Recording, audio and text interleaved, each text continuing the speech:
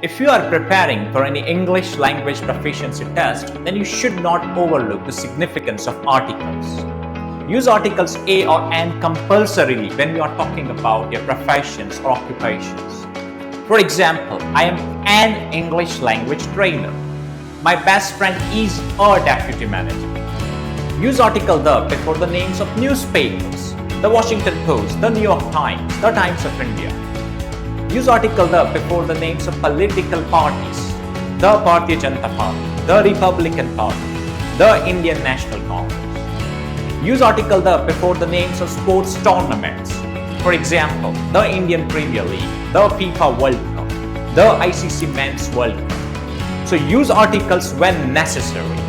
Thank you so much.